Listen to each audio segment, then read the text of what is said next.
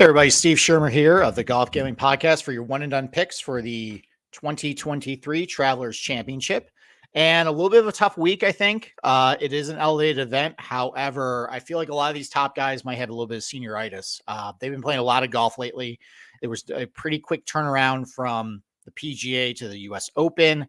And after this week, the PGA Tour schedule definitely kind of slows down a little bit. You got a couple lower tier garbage events between now and the Open Championship. Some guys are going to start going over to Europe and playing over there.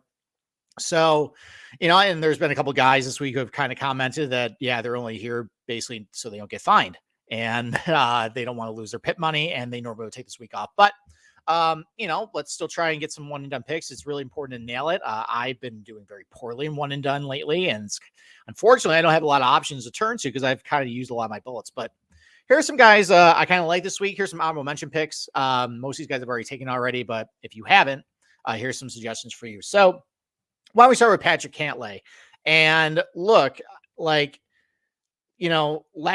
week at the US Open, I was an apologist for him. And unfortunately, he got to a really slow start. He did a lot of Patrick Cantlay things at that point. Just slow start and then ended up backdooring a top 15 finish. And look, maybe the guy just can only really cut it at some of these types of events like the Travelers Championship, some of these shorter plotter courses where, there's a high degree of penalty off the tee. And that's shown in a lot of his results, really good at TPC Louisiana, great at Harbor Town. He's been pretty good at the stadium course out at the Amex there. Good at Pebble Beach. And good at Travelers. He doesn't have a top 10 here, but he probably should have had one last year. He had a very bad Sunday collapse. Maybe he just shows up this week, and that's a guy who hasn't won in a while. That's one of the top guys I feel like might have a little bit of a chip on the shoulder and something that, they might want to prove before maybe go on a little bit of a break.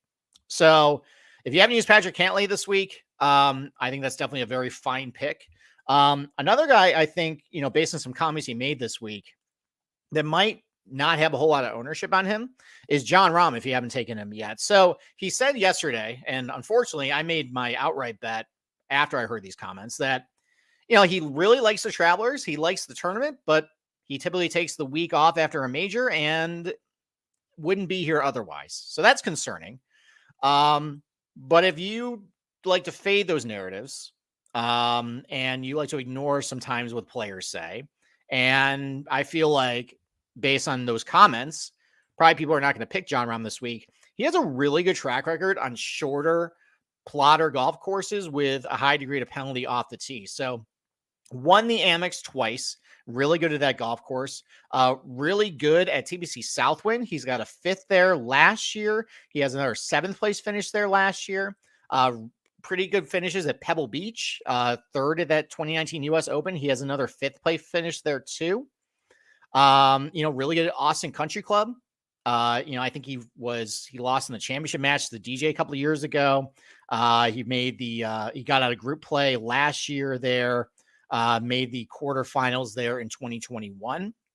So there's a lot of examples of Jon Rahm doing well at some of these types of tracks. Now his track record at Travelers isn't all that good, but the only times he's played it was in 2015, 2016. I think he was still an amateur back then, and 2020, which was the COVID year where he just wasn't playing great coming after the break. So I don't think we can actually hold it against him that he's not very good at TPC River Highlands.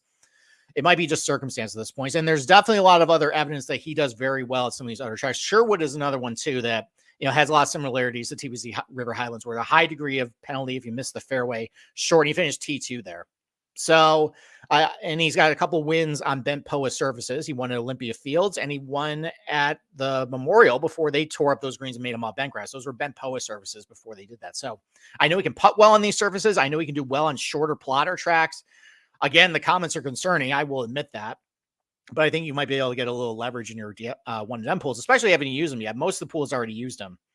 So we'll see. A couple other guys down the line that I kind of like.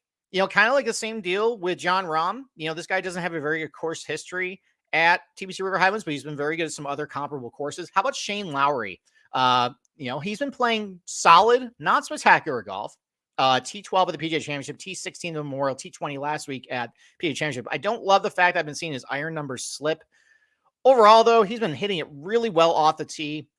And that's very important for TPC River Highlands. Really good at some other comparable tracks, like really good at Harbor Town, really good at PGA National, pretty good at TPC Southwind, really good at TPC Sawgrass.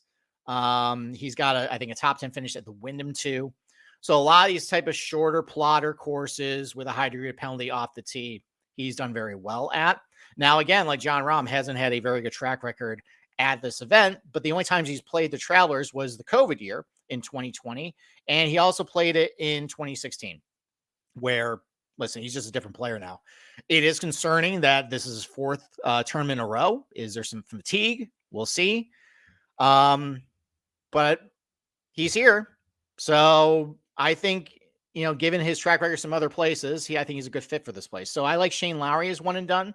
You can also go with Brian Harman. I'm getting some Ches Reavie vibes with Brian Harman this week. Remember, he did really well at Pebble Beach and then came to the Travelers and won. Now, Brian Harman got to a really good start at LACC, and this kind of broke a trend for him as far as he's been pretty bad this year. But he did really well, at least the first couple rounds. Sunday definitely got away from him, but he's been just awesome at the Travelers. So his results at Travelers for the years: T8 last year, T5 in 2021, T8 in 2019, T6 in 2018.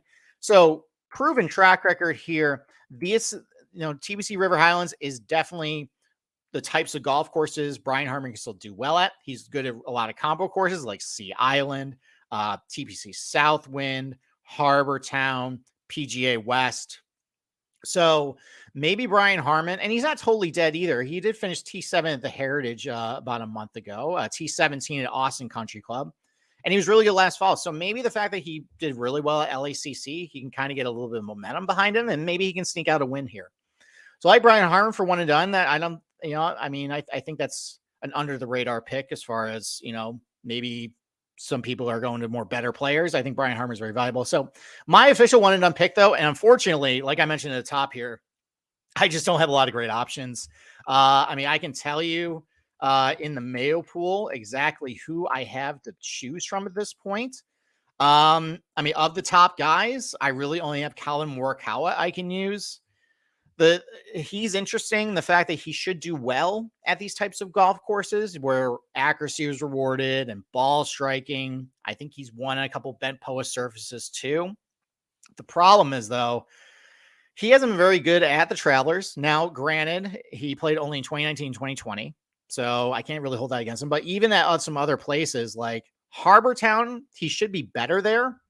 He's got that top 10 there from a couple years ago, the one that Stuart Sink won. But he was just objectively bad on Sunday.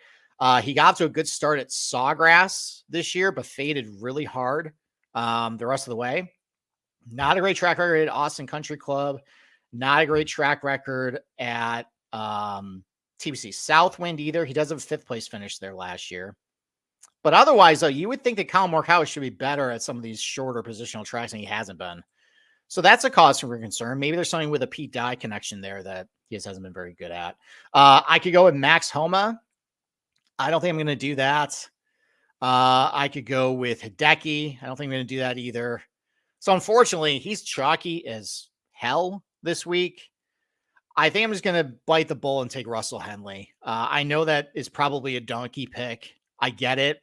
I don't have great options, but he's been playing good. A lot of consecutive top 20 finishes, played well at LACC last week. Really good at the Travelers overall, really good at just some of these shorter positional tracks where short iron play is valued, accuracy off the tee is valued. He's been putting better lately too. So I think I'm just going to take that. So Russell Henley is my official one and done pick. I know if is gross. I know he is heavily popular. It's probably going to blow up my face. I don't really have a whole lot of options to choose from. So I'm just going to bite the bullet and take a guy that I think is probably going to finish inside the top 15, top 20, top 10 this week. And who knows, maybe Chalk wins and he ends up winning. So we'll see. So with that, good luck with your one and done picks this week. Please make sure to subscribe to the Golf Gambling Podcast. Give us a rate and review. We always love to hear from you. Definitely subscribe to our YouTube channel too. We always have free content on there. And with that, good luck in your one and done contests for the 2023 Travelers Championship.